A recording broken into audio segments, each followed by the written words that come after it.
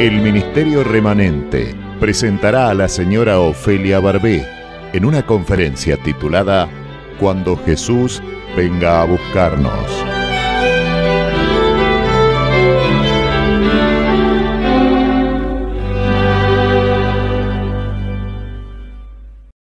Buenas noches a toda la audiencia de esta emisora. Saludamos a su director de la radio 92.5 FM Misión, Ariel de Barros, a su esposa Tati y a sus hijitos Abigail y Yam. Hoy nuestro tema será la hora en que viene nuestro Señor Jesucristo para encontrarnos con Él. Antes de comenzar, voy a decir que la palabra rapto no entra en esta consideración de la palabra porque ni siquiera existe en la Biblia. La palabra rapto es una palabra que pertenece al orden de delinquir. Y esa es la palabra que le han puesto al Señor para su venida. Delinquir, de delincuente.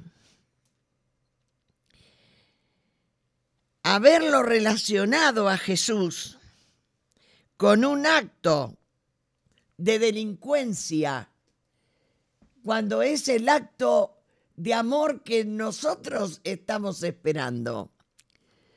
En el nombre de Jesús, rapto ya sabemos lo que es un rapto, ¿no? Es un robo para después pedir una recompensa.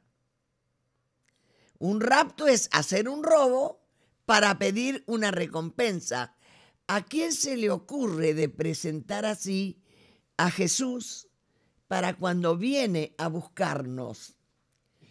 En el nombre de Jesús,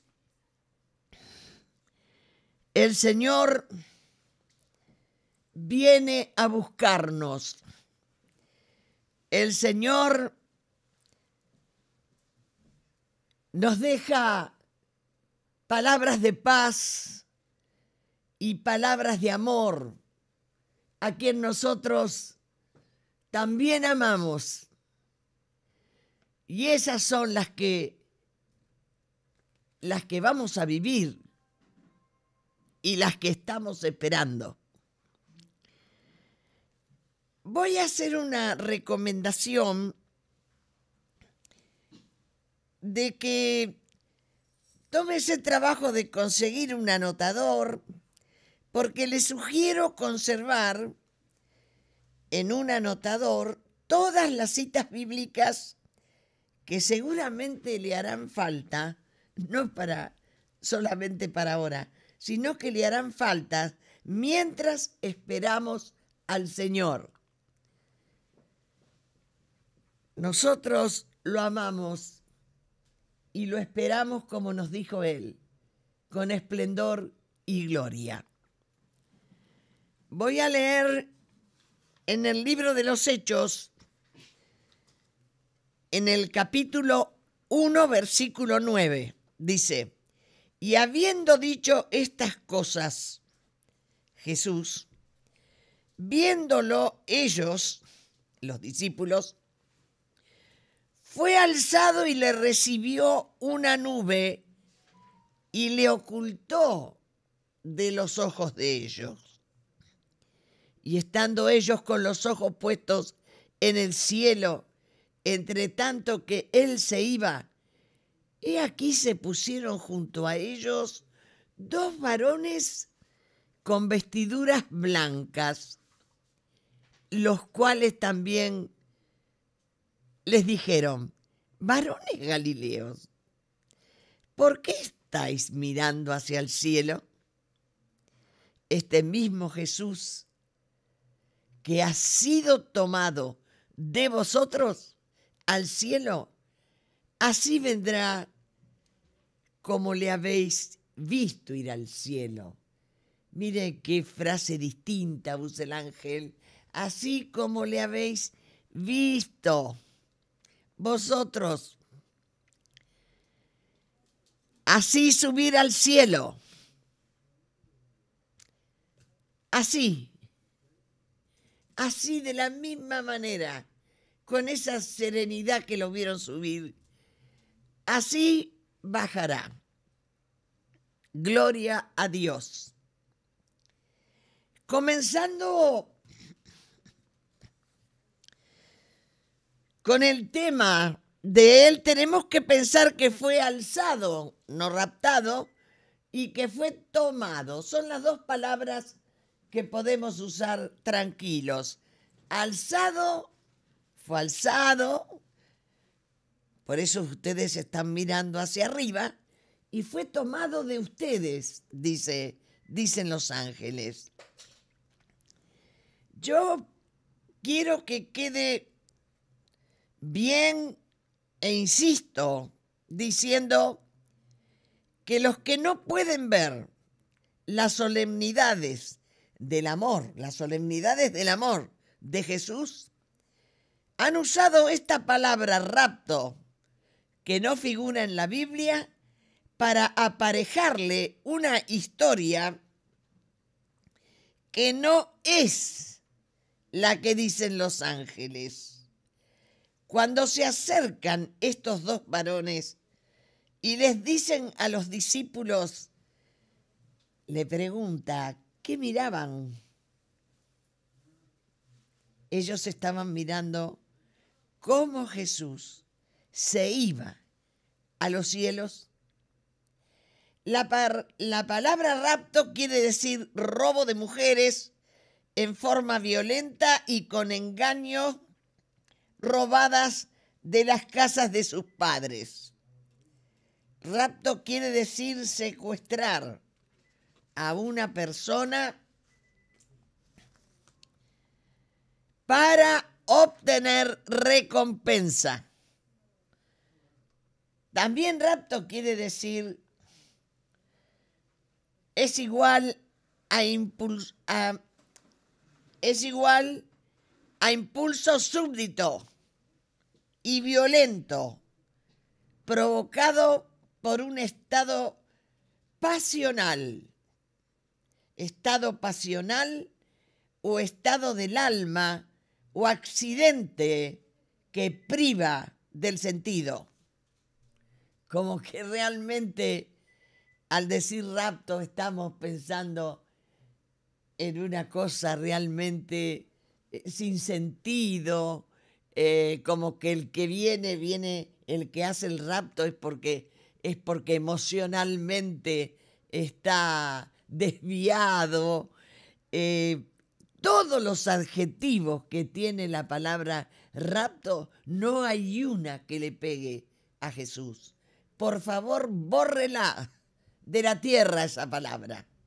Porque ¿saben lo que hacen? Primero la introducen para que se vaya repitiendo en forma popular y mucho más con una película secular. Hasta que muchos más digan rapto, ya van a encontrar en hacer una nueva versión de la Biblia y ponerla allí. Córtela de la tierra, porque Él no viene a hacer ningún rapto. Él viene a buscarnos con un montón de cualidades y hermosuras que rodean ese momento. Y que, por supuesto, esas hermosuras son para nosotros.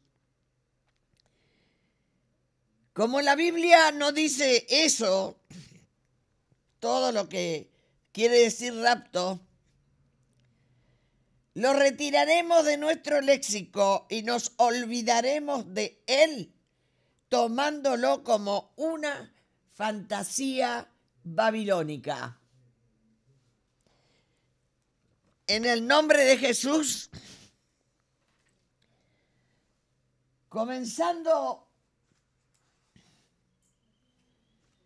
con la introducción vamos a decir que todos los temas de interés que hacen a su venida o a la contemporización de la venida de Jesús en todas sus manifestaciones no nos pertenecen por alguna planificación de algún ser humano, de algún ser de la tierra alguno.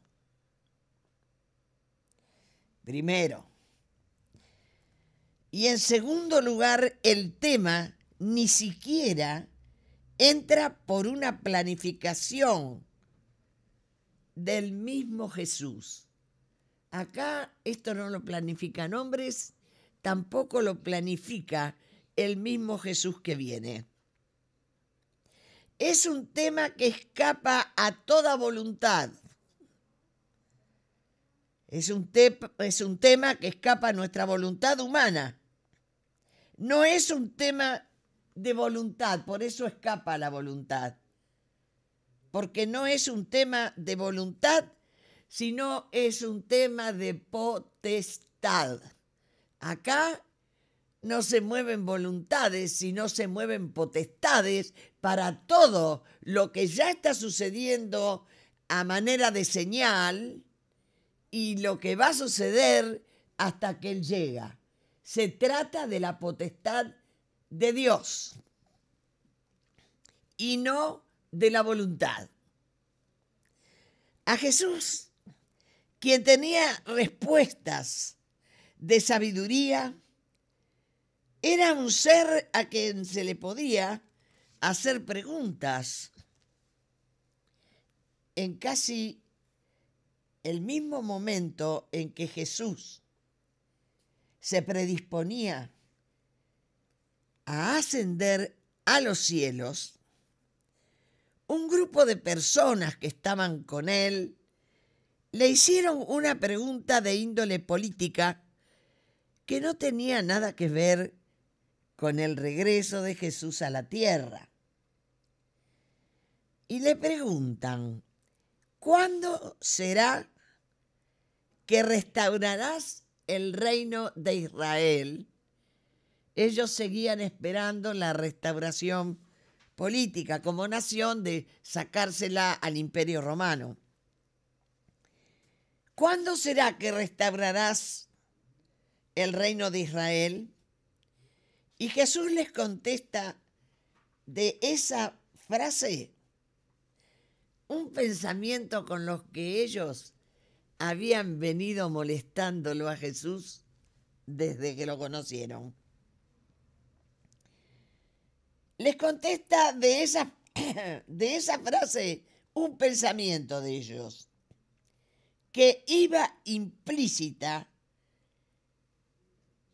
esta pregunta, pero asolapada.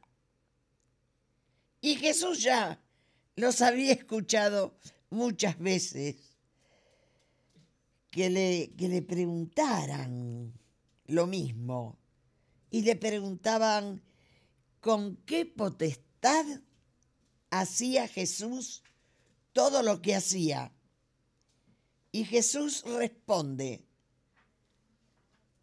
no os toca a vosotros saber los tiempos y las sazones que el Padre puso en su sola potestad. No es tema de ustedes los tiempos y las sazones que el Padre puso en su sola potestad. Los tiempos en que Dios mueve su voluntad no lleva nada y ni una sola cosa aparejada que no sea su sola potestad. Y Mateo cuenta que los discípulos se le acercaron aparte del gentío y le preguntaron, ¿cuándo serán estas cosas? ¿Y qué señal habrá del fin del siglo y de tu venida? Jesús responde con una lista de cosas, aquí mencionadas como señales. Nuevamente recurre al tiempo de esta manera y dice, si aquellos días, primero le habla que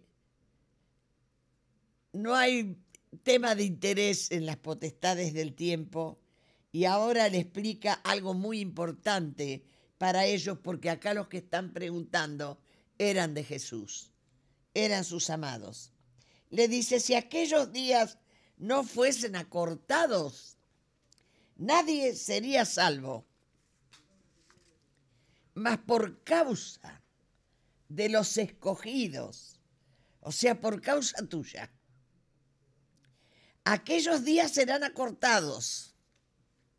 Y Lucas dice, pero el día ni la hora nadie sabe, ni aún los ángeles del cielo, sino solo mi Padre. Ni el Hijo sabe, sino el Padre. Ni tiempos ni sazones no os toca saber.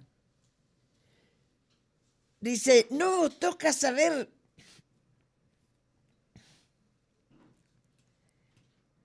el desarrollo, porque la potestad tiene su propio desarrollo, ¿no? Y no les preocupe a ustedes el desarrollo de sus temas. Es un tema de su potestad. Tampoco les importe la evolución del tema. Y además, tampoco les importe del estado adecuado o no adecuado que tenga la tierra para esa hora.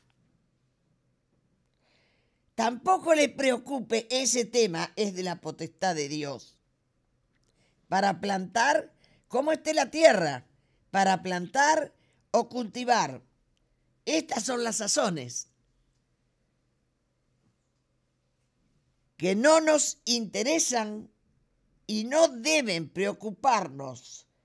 Estos son los temas que hacen a la evolución y maduración de los temas de Él, de los temas de su potestad, sus temas a los cuales vos también entrás, también tiene potestad sobre tu nombre, sobre tu persona. Yo también pertenezco a sus temas. Él conmigo también tiene un punto de maduración que no quiero ni puedo perdérmelo, ni debo perdérmelo. Pero el punto de las sazones con el Hijo queda ligado a su sola potestad. Cuando hay fechas de que viene, cuando se acentúan fechas, no las crea, porque esto viene a la sola potestad, viene por la sola potestad del Padre. Ni el Hijo la sabe, ni los ángeles del cielo la saben, ningún hombre la sabe, así que usted tampoco la sabe. En el nombre de Jesús, cuando están ofreciendo fechas para hacer un teatro de la venida del Señor, en vez de una secuencia espiritual profunda y llena de amor y llena de reconocimiento que vamos a tener nosotros a Él y Él a nosotros, en el nombre de Jesús. Durante mucho tiempo se nos enseña con mucha relatividad la venida de Cristo, adornada con la fantasía que a cualquiera se le ocurra. Por ejemplo, ya hablamos del rapto, una palabra que ni siquiera está en la Biblia, ni siquiera existe, porque está usada con un argumento de que la traducción, primero asentada en el griego, la palabra no rapto, sino la palabra arrebatamiento. Primero fue escrito en el griego, después del griego fue pasada a la traducción inglesa de la Biblia y así quedó en la traducción inglesa. Entonces hay quienes se prenden de que la palabra arrebatamiento quiere decir rapto, pero de ninguna manera todo lo que contiene la palabra rapto corresponde ponérsela encima a nuestro Señor amado. O sea que de la traducción, por la traducción misma y por más traducción, se inventa esa palabra, pero igual no está inventada sin intención. A él lo mataron, lo llevaron a una cruz como el signo de lo más bajo de la tierra, como si hoy se hablara de poner a una persona en la silla eléctrica. Lo bajaron, lo bajaban. Y para la venida también, son los mismos que se adelantan. Tienen una valentía caprichosa y burlona a la cual nadie les hace frente. Y pueden decirnos a nosotros, después de leer 80 años la Biblia, que va a venir a hacer un rapto. En el nombre de Jesús, olvídese porque no es así. Esa película, si la compró, tírela, que no sirve.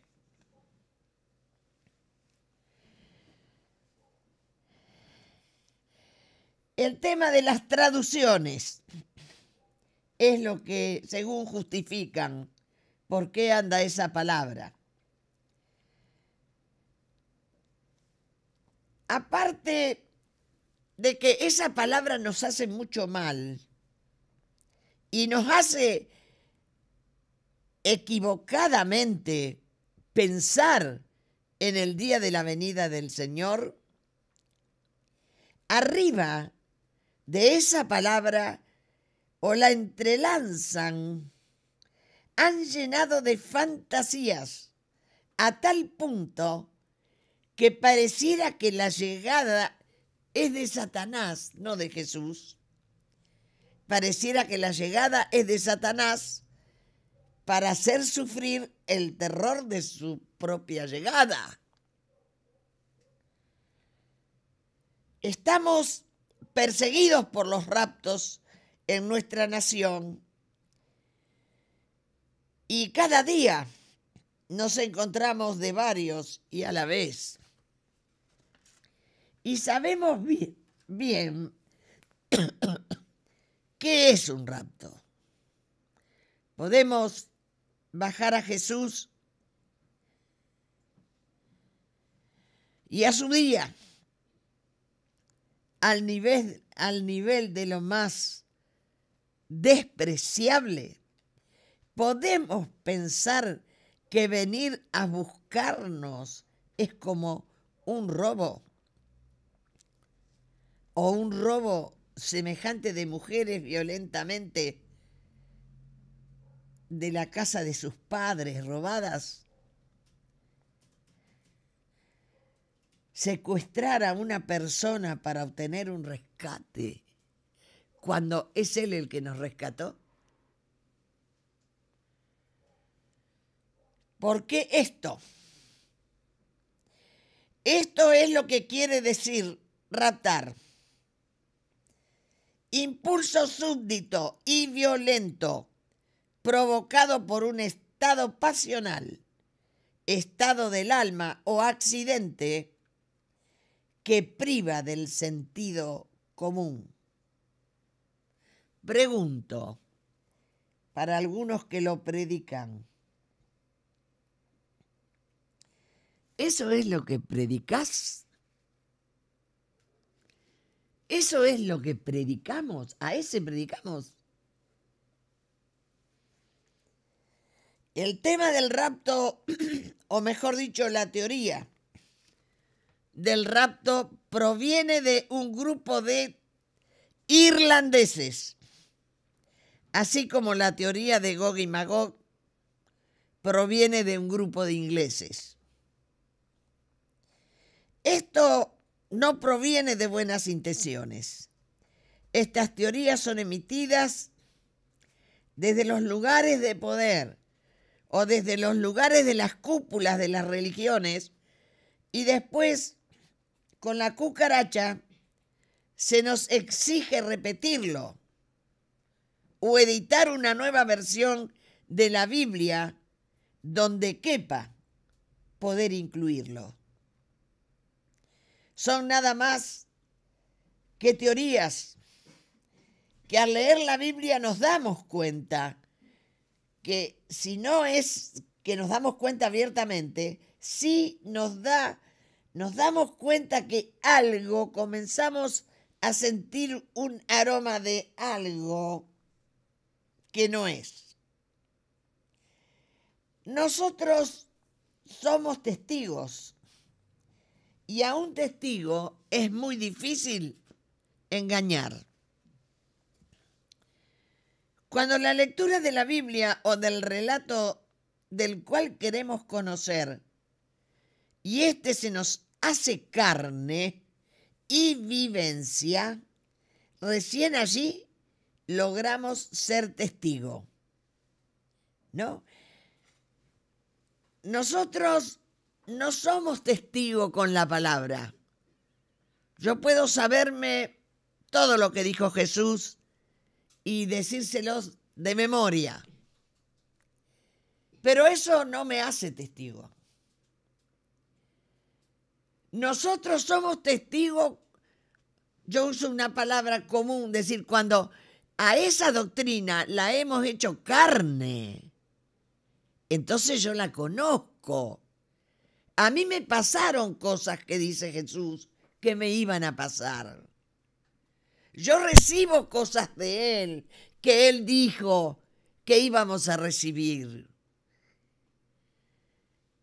Ahí, cuando nosotros hacemos carne, no hacemos una intelectualidad de lo que es Jesús. Lo podés predicar, lo podés decir de abajo para arriba.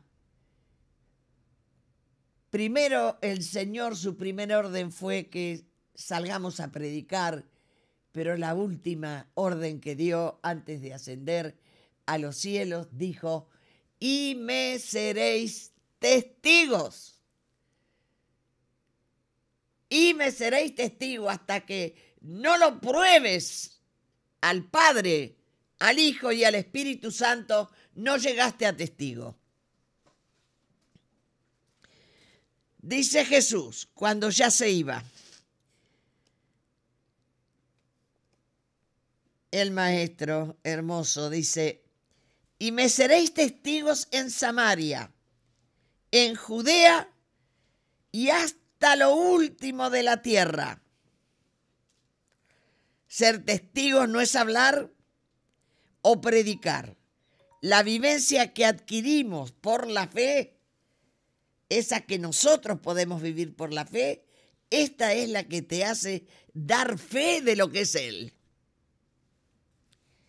Y esto de los grupos teológicos de la infiltración rendirán cuentas a Dios en su momento, después de haber producido tanta confusión entre los hermanos, entre los creyentes, entre los que buscan a Dios con necesidades internas. La doctrina del rapto fue enseñada por primera vez por John Derby en Inglaterra en el siglo XIX y fue desarrollada específicamente en reuniones con los ricos y nobles de la ciudad con quienes compartía él sus estudios bíblicos. Y ya que hablamos de las falsas doctrinas o las doctrinas fuera de contexto, que no es otra cosa que la persecución al cristianismo. Ahí no es la persecución a vos como cristiano o a mí como cristiana. Esta es la persecución al cristianismo que no paró desde que Jesús nació.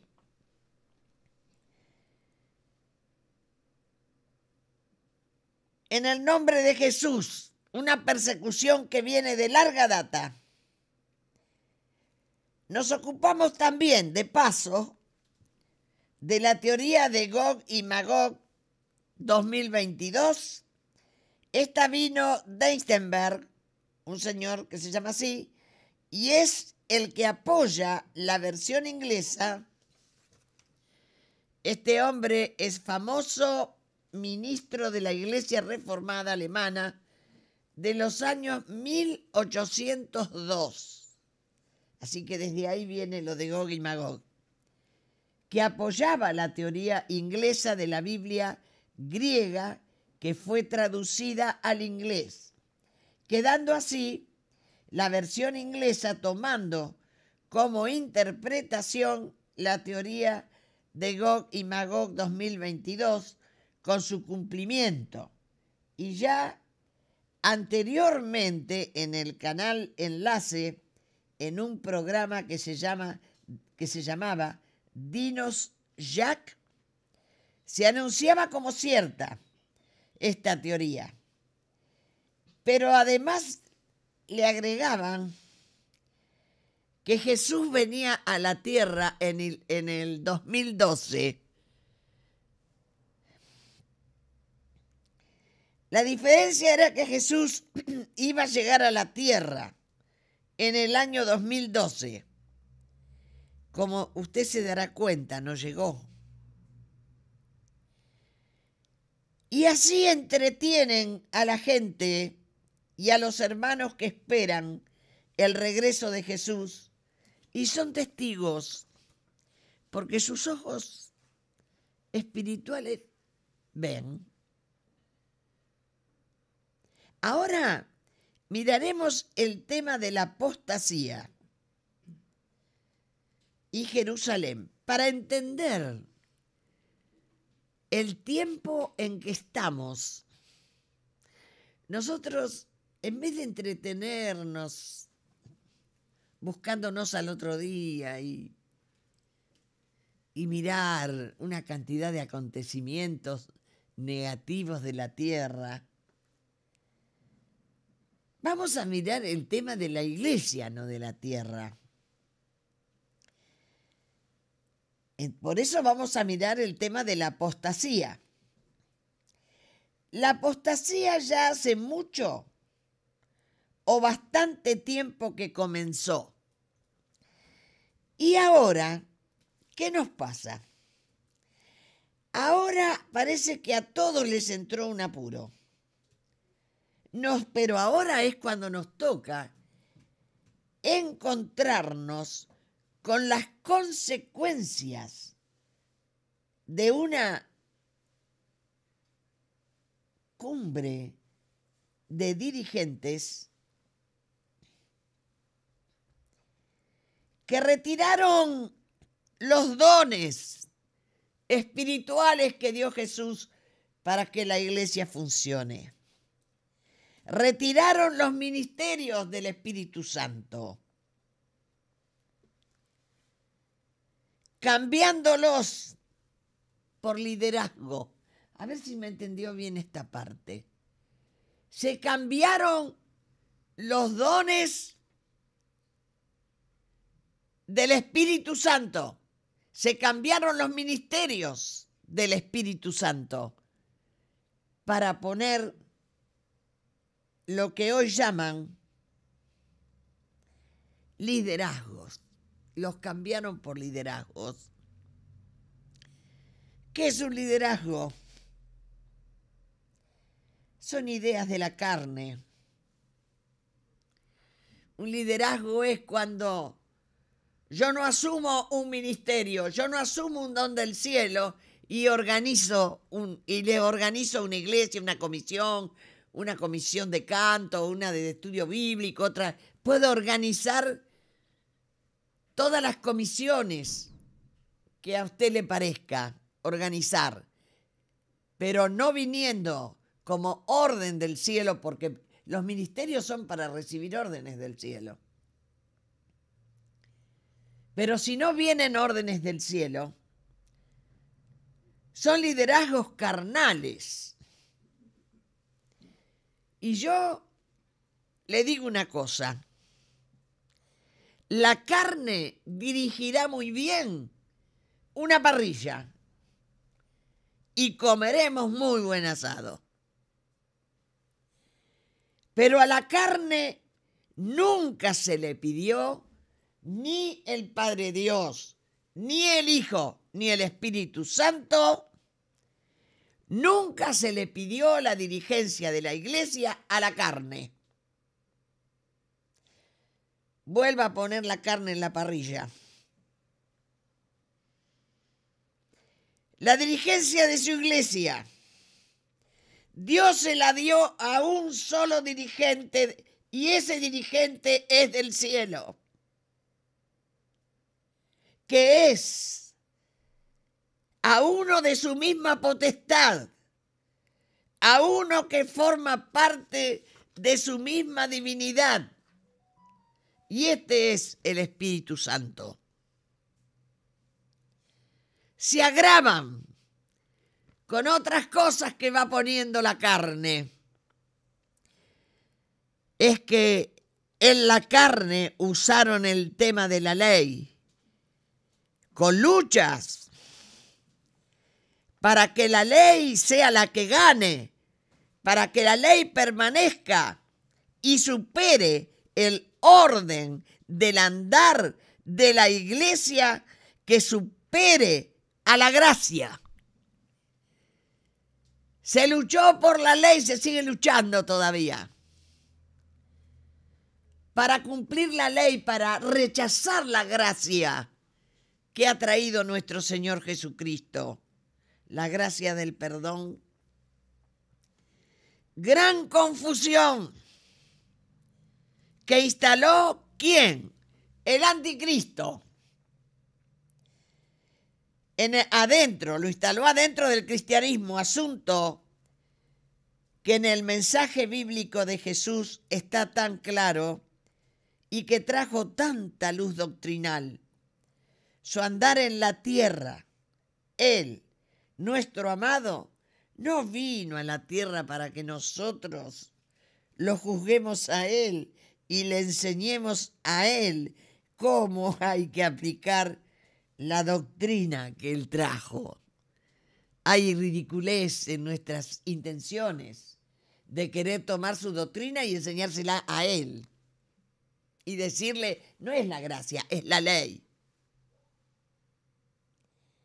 Y más grave todavía, cuando impusieron la doctrina de la prosperidad financiera. Esto vino de Pensacola. Promovieron una prosperidad bendita de Dios de nivel financiero a cambio de la prosperidad espiritual, que ésta se obtiene con la lectura de la Biblia y la adoración en espíritu y en verdad, como lo enseñó Jesús en el libro de San Juan capítulo 4, donde enseña, y lo enseña Él mismo, que para su doctrina ni siquiera se necesitan templos. Y Él le decía a la mujer samaritana, miren chicos, no es ni en el monte Gerizim donde ustedes tienen el templo, que es el templo que edificaron los samaritanos por causa de que los judíos no los dejaron participar en el templo de Jerusalén, ni siquiera en la reconstrucción al volver de Babilonia, ni tampoco es en Jerusalén. No es ni en Samaria o en el monte de Samaria, ni en Jerusalén.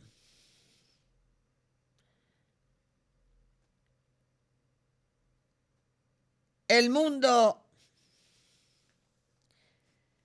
se puede interpretar que el mundo no necesita un escenario para la fachada farisea, donde se tienen que estar entre ellos mostrándose cómo cumplen la ley, que no cumplen.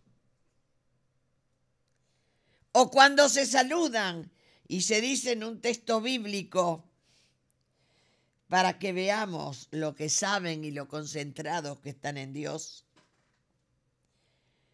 Cuando Jesús impulsó la iglesia a través de los 12 discípulos o de los 70 o del otro grupo de 120, lo hizo bajo la potestad que el Padre le había dado a él. Una intervención bajo la influencia de todo don carismático. Y he escuchado algunas prédicas que ahora quieren, después de la apostasía, quieren arreglar el mundo. Y retando a la iglesia.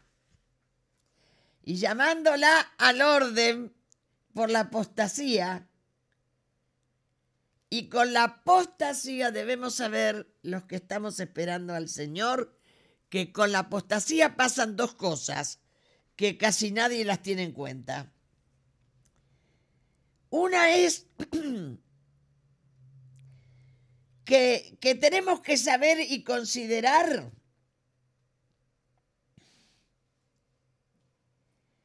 que esta apostasía ya empezó hace mucho.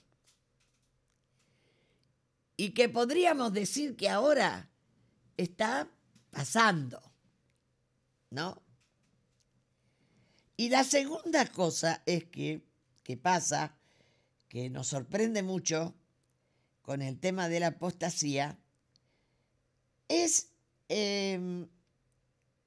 que era necesaria, dijo Jesús, y lo dijo en Mateo 24:6.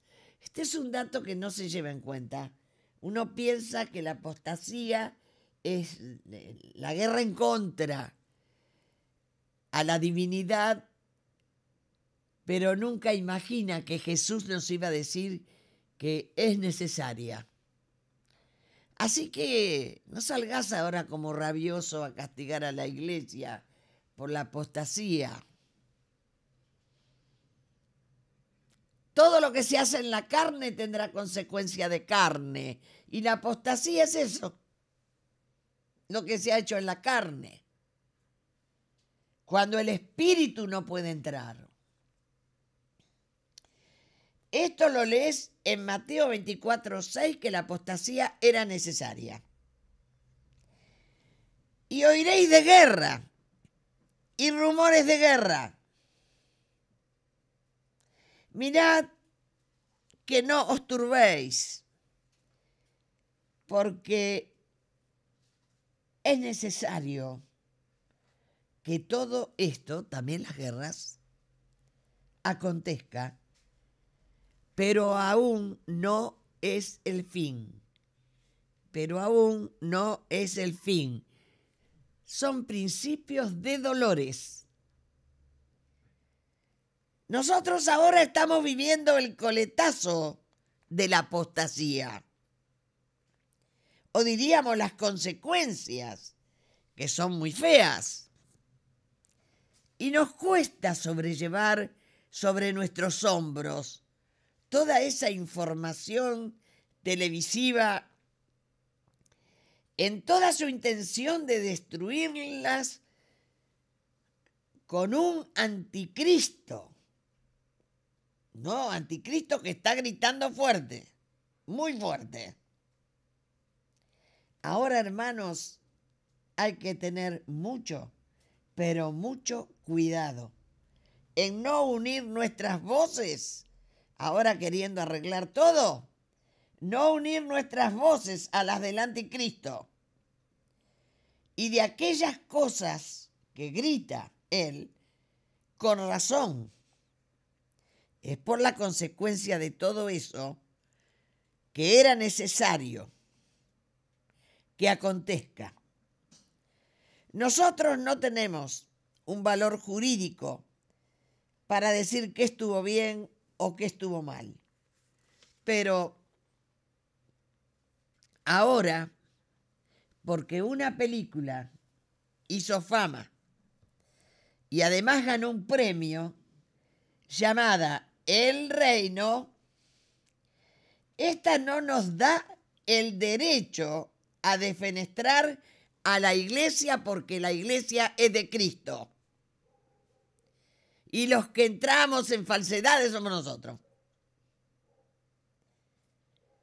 Ahora nos toca asumir la hora que vivimos y ¿saben cómo? Calladitos la boca. No estamos para juzgarla después de lo que hicimos o no hicimos.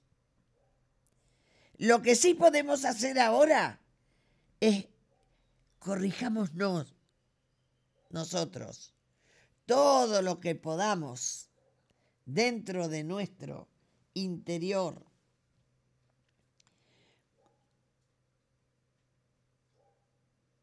Una manera de corregirnos es que intensifiquemos nuestros pensamientos en los valores del amor. El amor a Él, que nos permite la comunión con Él.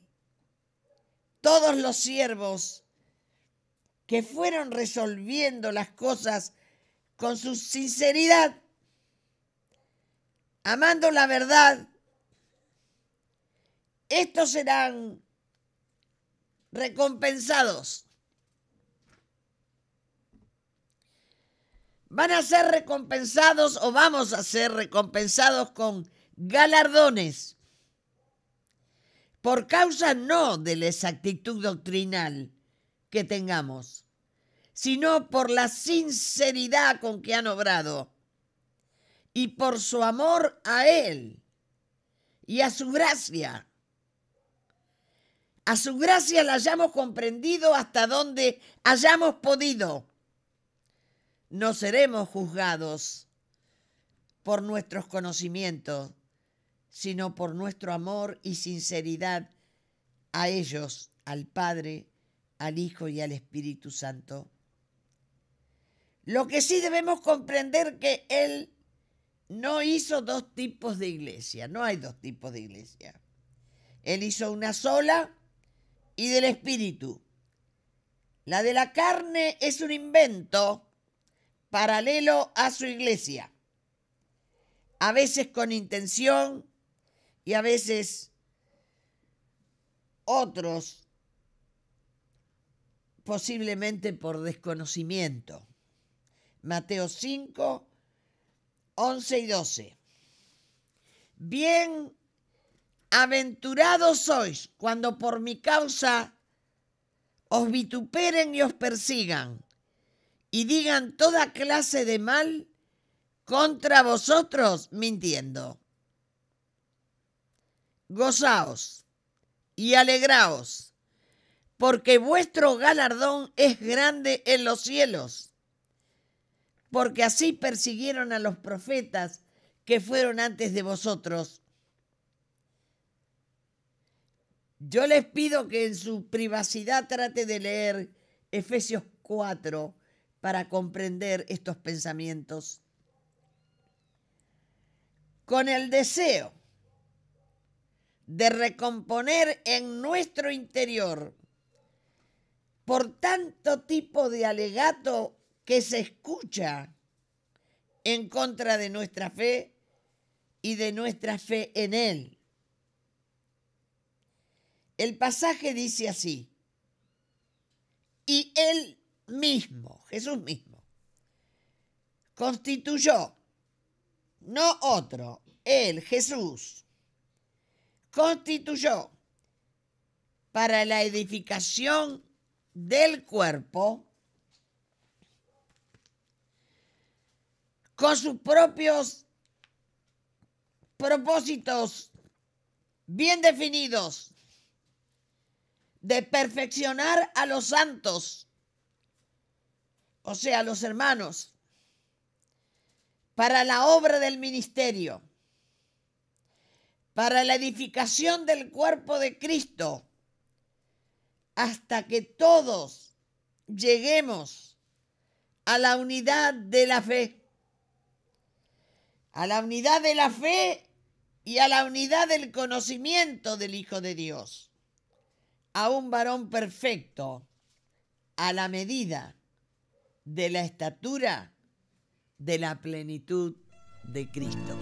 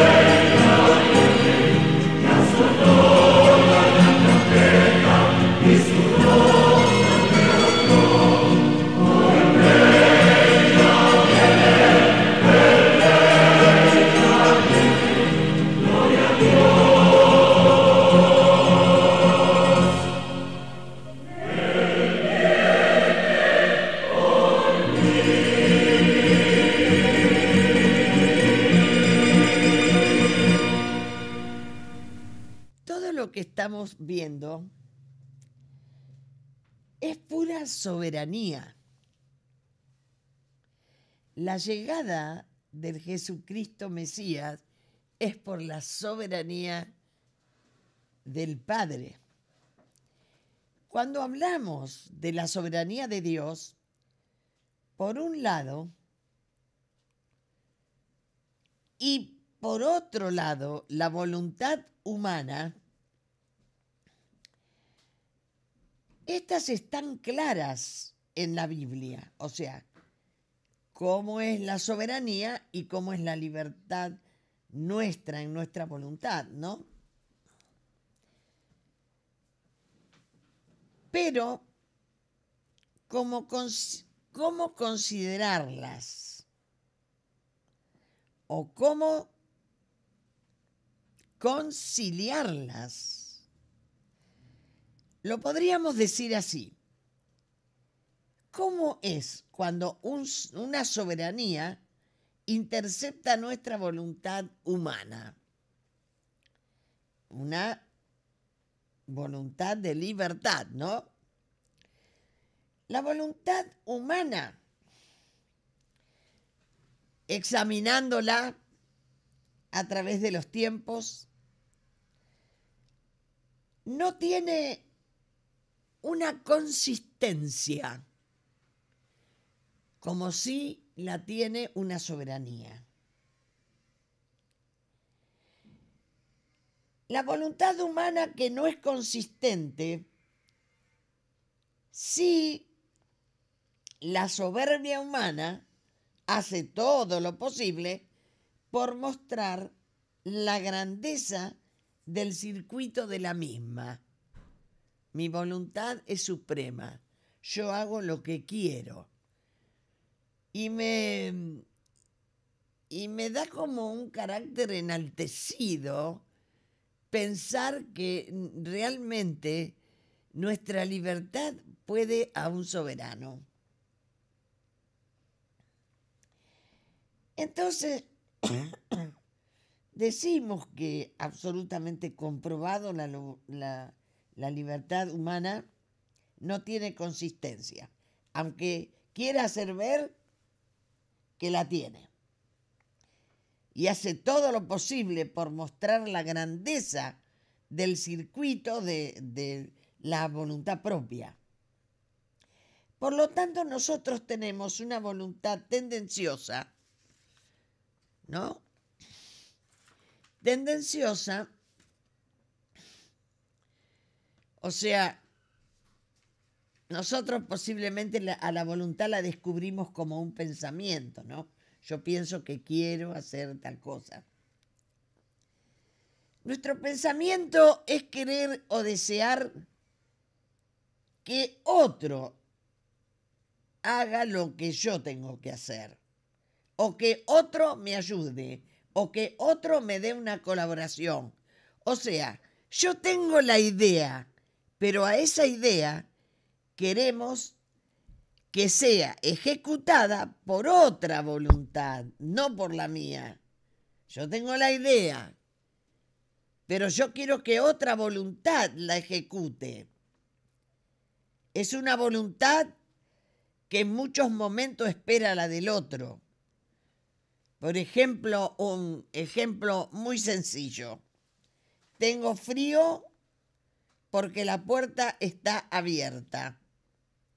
Lo pienso una vez, lo pienso 2 veces, lo pienso 3 veces, pero no me levanto a cerrarla, porque siento que es otro el que debe hacerlo, o porque ya va a llegar, o porque ya va a salir, pero estoy pensando que es otro el que lo va a hacer.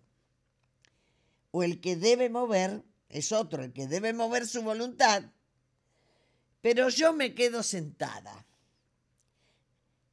aunque esté muriéndome de frío. No pude mover mi voluntad. La soberanía es de aquel que puede tener el pensamiento juzgado y en libertad absoluta. Lo ejecuta pone su voluntad al servicio de su pensamiento. En el libro de Juan capítulo 21, Jesús resucitado en ese momento hace a algunos de los discípulos una aparición repentina a la orilla del mar de Tiberias. Estos muchachos, Simón Pedro, Tomás llamado el Dídimo, Natanael, los hijos de Zebedeo y otros dos de sus discípulos, estos pasaron toda la noche pescando sin resultados ninguno. No habían conseguido ni un solo pez en la noche. Cuando ya iba amaneciendo, se presentó Jesús en la playa, mas los discípulos no sabían que ese hombre era Jesús. Este se dirige a ellos y les dice: hijitos, ¿tenéis algo de comer? Le respondieron que no. Versículo 6. Él les dijo: echad la red a la derecha de la barca y hallaréis. Entonces la echaron y ya no la podían sacar del agua por la gran cantidad de peces. Parece que Juan, su discípulo amado, vislumbra de que quien estaba en la playa y se lo dijo a Pedro. Se acercan a la playa y al llegar se dan cuenta que había brasas encendidas, un pez y pan en la parrilla. Él los invita a comer y ninguno se atrevía. Y querían hacerle una pregunta: ¿tú quién eres? Y ya sabiendo que era el Señor, en este momento es cuando Jesús le pregunta a Pedro si lo amaba. Un relato muy conocido por todos los cristianos es cuando Jesús le pregunta a Pedro si lo ama. Ese episodio tan hermoso en un amanecer de gloria, qué oportunidad para hablar de amores. Ya le quedaban pocas cosas para hacer en la tierra a Jesús y llegaba el momento de su ascensión a los cielos. Se iba Jesús a seguir haciendo la voluntad del Padre. La conversación con Pedro se pone como un poco graciosa, diría. Porque Jesús le pregunta: ¿me amas? Con una palabra griega que en el idioma que estaban hablando era agapao. Pedro, agapao. Pedro usa otra expresión idiomática también del griego, pero no usa la palabra agapao. Jesús le pregunta: Pedro, agapao, a un amor que expresa un tipo superior de devoción que Pedro evita usarla y usa la palabra fileo, que también quiere decir amor, pero no tan comprometido como agapao. Dice el comentario de la Biblia de Henry Halley, comentando Lucas 24, del 44 al 51, Cuando llega el momento de la ascensión, versículo 50, se fueron juntos hasta Betania. Y alzando sus manos los bendijo, y aconteció que bendiciéndolos se separó de ellos y fue llevado arriba.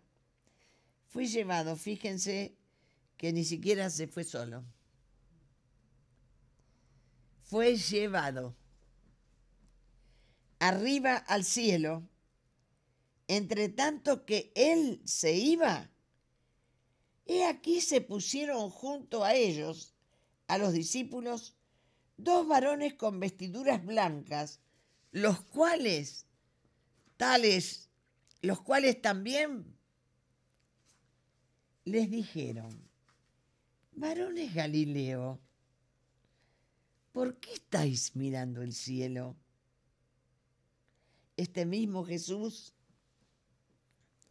que ha sido tomado de vosotros al cielo, así vendrá, como le habéis visto ir al cielo.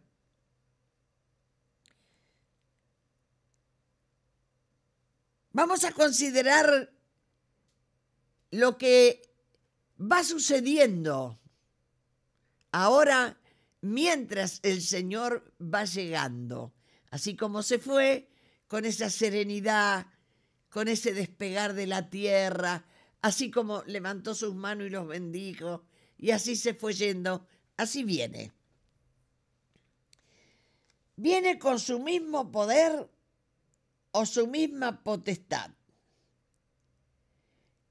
Subiremos todos nosotros con él, y los muertos resucitarán primero. Y todos juntos, un cuerpo, junto a nuestro Jesús como cabeza, seremos tomados de la tierra al igual que Él fue tomado de la tierra cuando se fue. Él así se fue por primera vez junto al Padre. Estos varones dieron tranquilidad y sopor a los discípulos que venían sobrellevando una despedida algo larga, ya desde la última cena, el encuentro en Getsemaní, los días que resucitó y les aparecía. Esta es la última vez. Sobrellevando una despedida algo larga para la ansiedad humana. Así como ha sido tomado de vosotros, los discípulos tenían ojos para ver y poder entender que era necesario.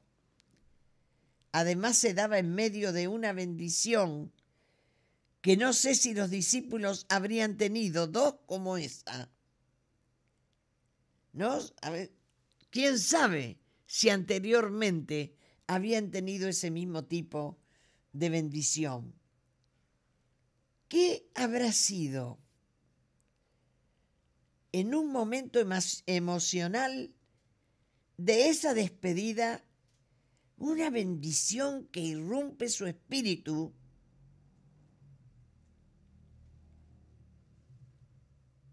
llenándolos de certeza y amor? ¿Qué estaba haciendo Jesús? Estaba confirmándoles a ellos esos 3 años que estuvieron juntos, que compartieron la vida de Jesús y el ministerio de Jesús. Bueno, así viene toda esta intranquilidad a la que se trata de abordarnos, mezclándola con su llegada. Es de los que desde ya están intranquilos porque no perciben el gozo de su presencia.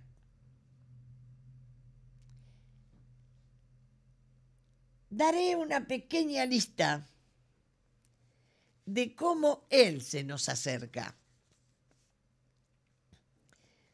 En 1 Tesalonicenses, capítulo 5, versículos del 1 al 3 dice: porque vosotros sabéis perfectamente que el día del Señor vendrá así, como ladrón en la noche.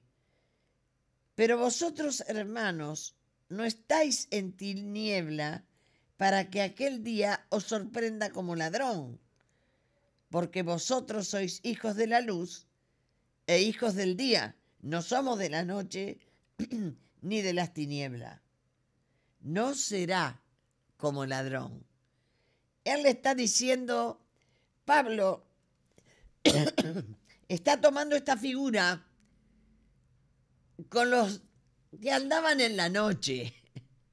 Está tomando esta figura con los que no buscan la luz de su amor, de su entendimiento, y todas esas luces que nosotros recibimos en el Espíritu de Él. Por eso dice, nosotros somos hijos del día. Por eso la figura viene como ladrón, dice Pablo, es para los que no lo esperan, no para nosotros que lo esperamos. Nosotros lo esperamos. Por tanto, no será una aparición repentina, sorpresiva y con un susto como te va a dar un ladrón. Dice que los que andamos en la luz y lo esperamos, esa expresión no es para nosotros. Será como ladrón, para nosotros no existe. En Tesalonicenses 4:16 dice, porque el Señor mismo, con voz de mando y con voz de arcángel y con trompeta de Dios, descenderá del cielo, y los muertos en Cristo resucitarán primero, luego nosotros los que vivimos, los que hayamos quedado, seremos levantados juntamente con ellos en las nubes para recibir al Señor en el aire, y así estaremos siempre con el Señor. Pablo dice, alentaos los unos con los otros con este tema. Descenderá del cielo, y los muertos en Cristo, los que hace mucho que murieron, resucitarán primero. Luego nosotros los que vivimos, los que hayamos quedado, seremos levantados juntamente con ellos en las nubes para recibir al Señor en el aire, y así estaremos siempre con el Señor.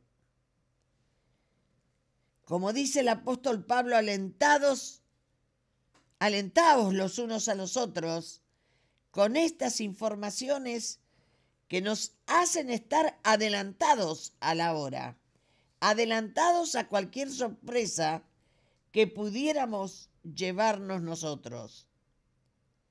En el libro de Apocalipsis 22:12 dice, he aquí, yo vengo pronto y mi galardón conmigo para recompensar a cada uno según su obra. Sigue diciendo el Señor en el versículo 14, yo soy el alfa y el omega, el principio y el fin, el primero y el último. Bienaventurados los que lavan sus ropas para tener derecho al árbol de la vida y para entrar por las puertas en la ciudad. Galardón se llaman los beneficios que Él trae para los que lavaron sus ropas.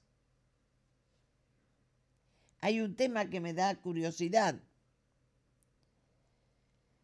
porque estos galardones son de recompensa. Primero que me cuesta pensar que yo merezca una recompensa, por eso digo, ¿cómo será esto? Es un galardón. Fíjense que lo primero con que nos vamos a encontrar, uno hubiese pensado que será después de las bodas del Cordero, ¿no? A la hora que se entregan los Martín Fierro. No, es lo primero que nos pasa. Subimos juntos con todos los resucitados. Viene con el Señor toda la potestad, pero lo acompaña al Señor Jesús, bajando, lo acompaña la gloria de Dios. Y este es un tema. Él viene acompañado de la gloria y la gloria tiene un fin, tiene una finalidad. Como dice Jesús cuando está en el monte de los olivos, él dice, la gloria que me diste, yo les he dado para que sean uno. Y en el nombre de Jesús, hermanos, tenemos que pensar y sentir cómo será esa gloria que acompaña a Jesús, que en semejante resurrección de personas y otras vivas que nos vamos a encontrar, viene la gloria para que se haga y se selle una unidad perfecta, una unidad en el sentir, una unidad en el conocimiento. Y ahí comienzan las transformaciones nuestras. Él viene con su gloria, no debemos olvidarnos esto. Y con su gloria trae el galardón. Y podríamos decir los premios que Él ha sentido darnos o no, o lo que Él, algo de su sentimiento viene. Con la gloria es del Padre, viene con la gloria del Padre y con los galardones de Él. Para todos nosotros. Así que primer acto, reparto de regalos al encontrarnos con el Señor.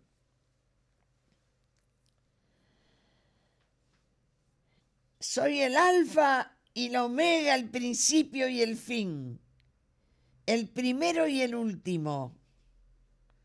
Bienaventurados los que lavan sus ropas para tener derecho al árbol de la vida, ese que les fue impedido con espadas después que Adán y Eva habían llegado al árbol de la ciencia del bien y del mal, le fue impedido tocar el de la vida. No los dejó llegar, puso ángeles con espadas y fuego para que no lo tocaran. Pero acá, por nosotros preocuparnos un poquito de lavar nuestras ropas o de andar en la máxima pureza que podamos, con eso nos ganamos la entrada, las puertas abiertas de la Nueva Jerusalén, donde moraremos una eternidad. Galardón, ya dijimos, se llaman los beneficios que Él trae para los que lavaron sus vestidos o sus ropas. Y en el nombre de Jesús, qué importante que es pensar en la venida de Jesucristo con los galardones. Nosotros los imaginábamos que sería en otro momento, al terminar la fiesta de las bodas, pero no, es lo primero que hace. Quiere decir que en el encuentro, en las nubes, allí está el reparto de los dones. En el nombre de Jesús, así comienza la fiesta, hermanos. Ya tenemos el sello de la unidad. Ya tenemos con la gloria de Dios. Ya no estamos más separados ni en ideas, ni en sentimientos, ni en posiciones. Ahora gozaremos de esa unidad por la gloria de Dios que lo acompaña. Y ahora el reparto de los galardones, que es lo primero que hace al encontrarnos. Así comienza la fiesta. Gloria a Dios para los que lavan sus ropas. Jesús está diciendo, yo soy el primero para vos. Yo soy el primero, así vos lo creas o no. Yo voy con tu galardón, que es mi galardón. Yo lo voy a sacar del mío. A cuesta. Yo me los llevo a cuesta cuando voy a buscarlos. Son beneficios que Él nos dará. Así comienza y así termina, porque ahí ya nadie detrás de Él podrá venir a sacar ese beneficio que nos haya dado. Ya hemos pasado al rango de eternos. Ahí nosotros ya estamos con la gloria de Dios encima nuestra. Y ahí ya estamos con el premio de Jesús por como nosotros hayamos acertado más o menos nuestra santificación con Él. Ya estamos transformados. Ya la transformación comienza en el aire, en las nubes. Ni bien nos encontramos con Él. Nosotros, ¿por qué estamos pensando en esas cosas sucias que dicen de cuando Él venga? En el nombre de Jesús,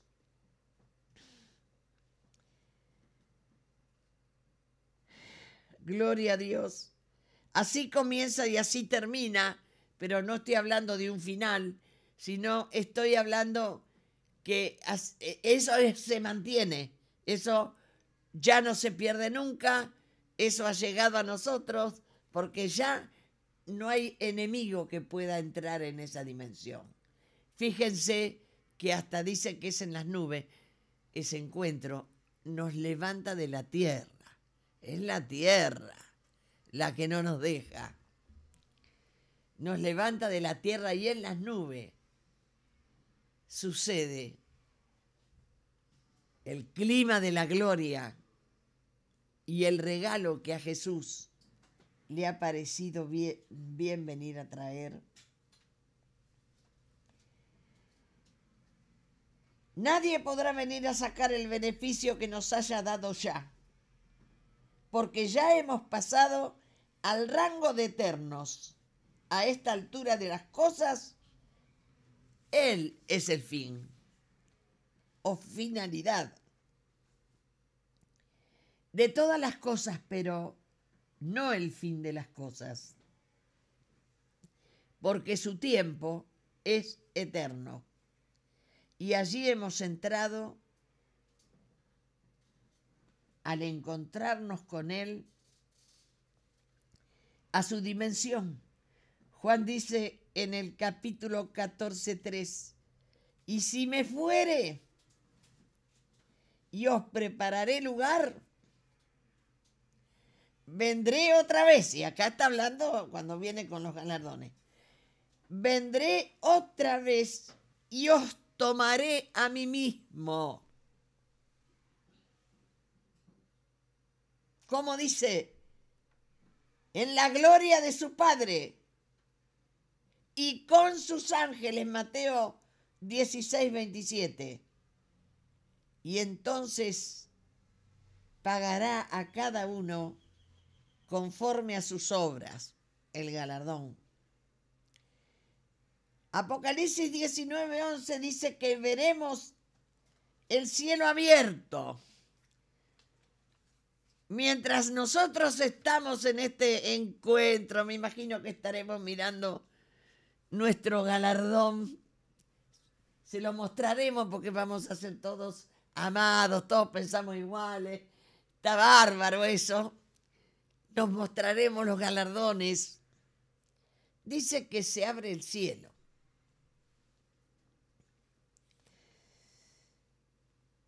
Gloria a Dios.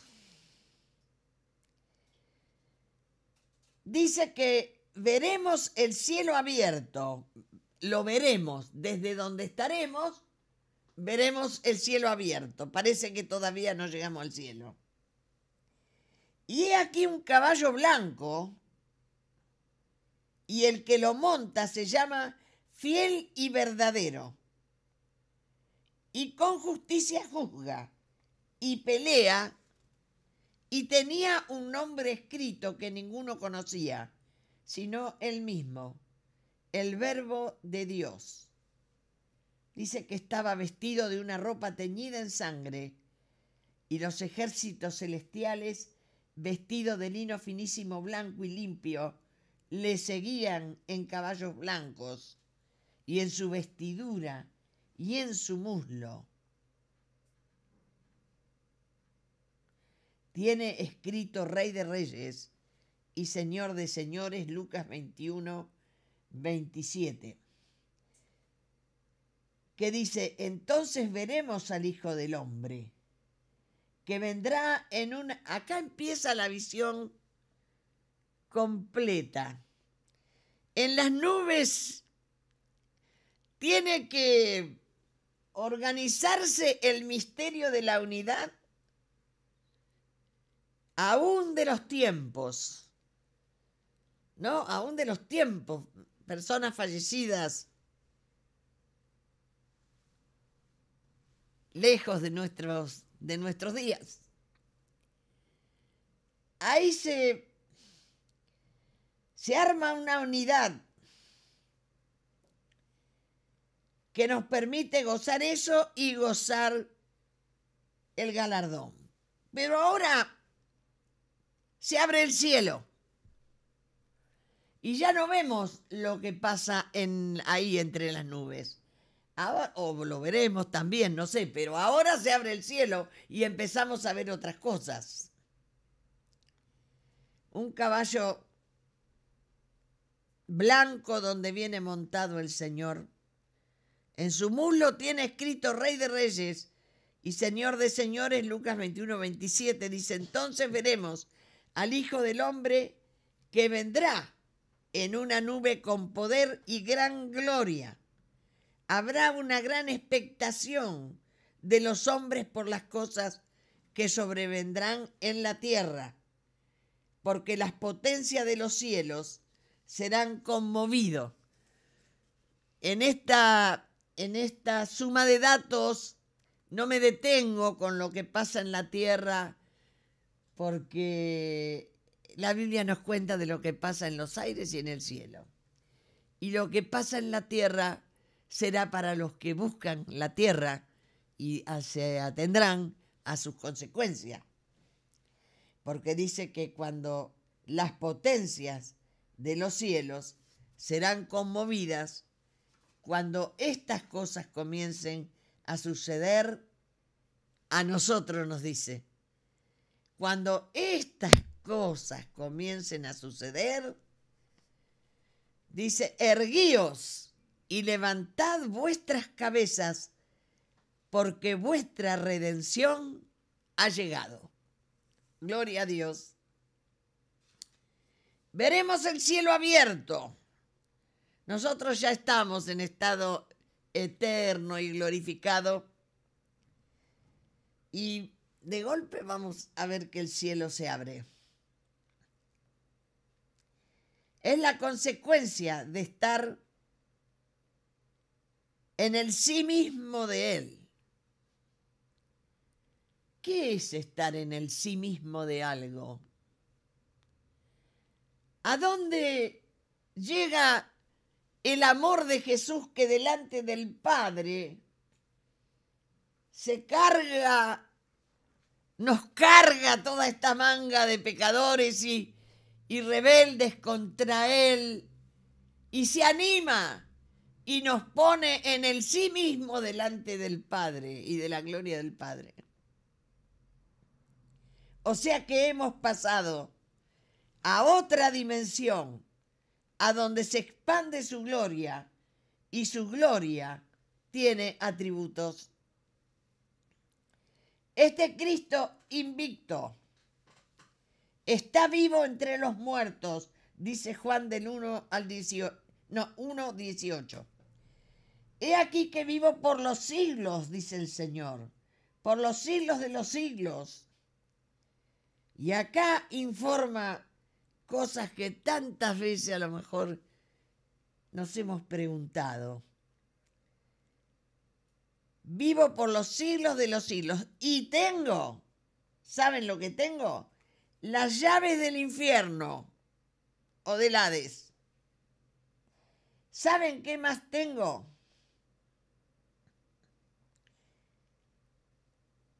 Las llaves de la muerte.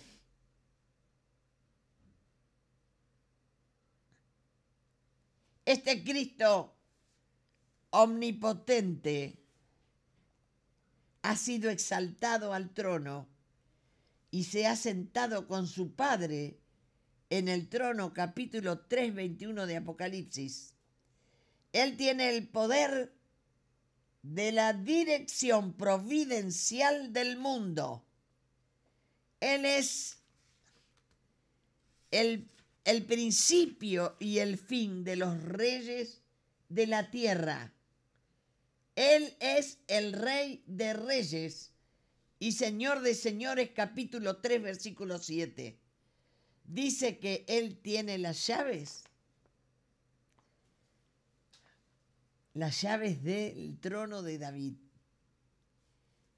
Esto nos está significando que Él es aquel que debe sentarse sobre el trono de David y reinar para siempre. Pero el apóstol Juan demuestra que esta autoridad que le es dada a Jesús como rey de la casa de David es más allá de cualquier rey judío o gobernante temporal. Él es rey sobre toda la humanidad y gobernante espiritual de todo el mundo. A tales expresiones como príncipe o gobernante de los reyes de la tierra no se deben interpretar como si significaran que Él es el señor o príncipe de la misma clase o de la misma categoría que ellos. En este libro de Apocalipsis no hay nada que apoye la idea de que Cristo es o que alguna vez ha de ser un rey político o semipolítico en este mundo. Tenemos un dato muy interesante también en Apocalipsis y en el libro de Zacarías, que dice así: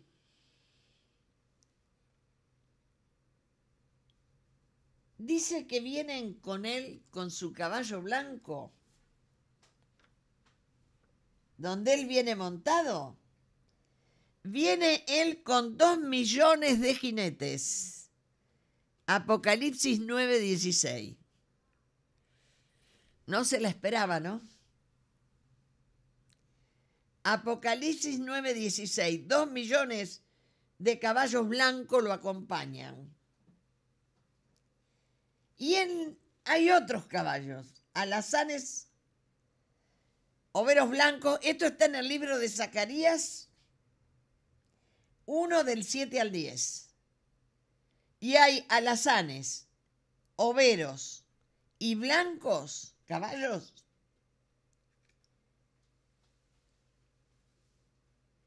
Estos son. Y me dijo el ángel que estaba conmigo, estos son los que Jehová ha enviado a recorrer la tierra por causa de su celo. ¿Qué tal? Se nos cambia la cabeza del rapto, ¿no? ¿Qué tal? Y siempre pienso, qué hermoso, cuando se encuentren esos caballos del cielo, 2 millones, con los caballos de la tierra que no dice cuántos son, pero que los hay, y se relinchen unos con otros, y se avisen entre ellos también el encuentro de la gloria de Dios. No nos darán los oídos para escuchar los relinchos. En el nombre de Jesús, gloria a Dios. Este dato me llena de naturalidad su venida. Me llena de entender algunas cosas que a veces no entendemos. Y cuando Dios decía, las solemnidades de ustedes me cansan, no le decía a su pueblo, no, basta con las solemnidades. Y queríamos encontrar alguna cosa que no sea solemne, pero se me ocurre que hasta ese encuentro de caballos será solemne. En el nombre del Padre, del Hijo y del Espíritu Santo. Hasta donde nosotros podemos vislumbrar el problema que el falso profeta propone a la tierra en un momento de tanta remoción en la tierra, el falso profeta tiene una asolapada manera de induce, no conduce, induce a las personas dejándolas muy cómodas en el lugar donde se encuentren. O sea, con un poco de la bestia, con un poco de Babilonia, pero te enseñan que vas a ser bendecido. Y te asegura que vas a ser bendecido porque te sentás todos los domingos en el asiento de la iglesia. Te hace creer que por eso has peleado la buena batalla en el banco, porque aunque de ella no sepas nada, te hace sentir dudas en la fe, por tanto, en tu creencia, te hace engolosinar con todo lo que tiene y de lo que hace Babilonia, como si eso fuera bendición. Y en las naciones se dictan y establecen leyes que hacen al anticristo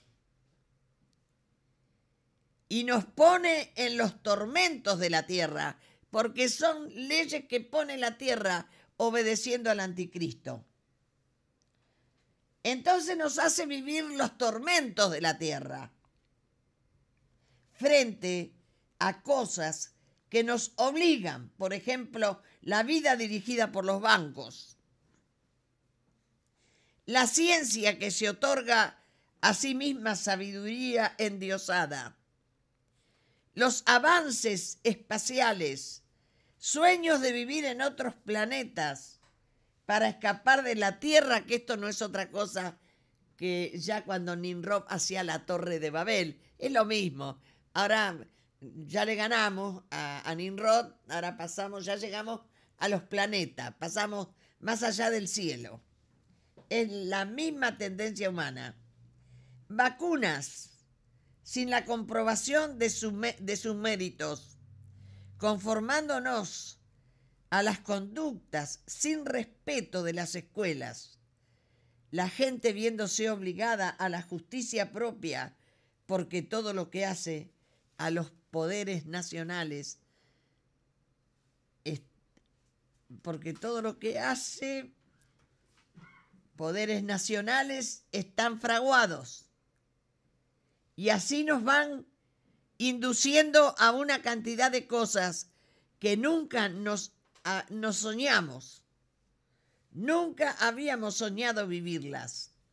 Esto hace que coincida con nuestra redención. Cuando viene y se ve el cielo abierto, en él se observa que el que viene en el caballo blanco, que también de su boca sale una espada aguda para herir con ella a las naciones. Y él las regirá con vara de hierro. Cuando habla de la espada aguda, tenemos que pensar que puede ser palabras agudas, sentencias agudas, ¿no? Que trae en su boca. Sale una espada aguda para herir con ella a las naciones. Y él las regirá con vara de hierro, y también pisará el lagar del vino, del furor y de la ira de Dios Todopoderoso. De la comunión podemos elevarla al título de ciudad de gloria y de gloria indescriptibles. Dios es el centro de todo. La presencia de Dios el Padre y del Cordero son los que constituyen la luz, el gozo, la seguridad de su pueblo y la comunión en Cristo con Dios constituye su sempiterna bienaventuranza o su siempre eterna felicidad.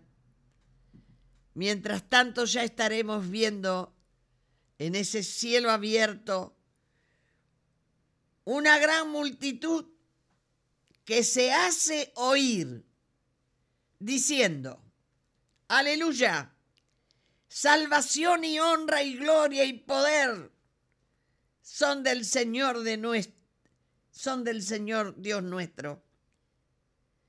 Y salió del trono de Dios una voz que decía: alabado nuestro Dios, todos sus siervos y los que teméis, así pequeños como grandes.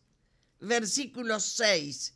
Y oí una voz de una gran multitud, como el estruendo de muchas aguas y como la voz de grandes truenos, que decían: aleluya, porque el Señor nuestro Dios Todopoderoso reina. Gocémonos y alegrémonos y démosle gloria, porque han llegado las bodas del Cordero y su esposa se ha preparado, y a ella se le ha concedido que se vista de lino fino, limpio y resplandeciente. Y un ángel dijo: bienaventurados son los llamados a la cena de las bodas del Cordero. Amén.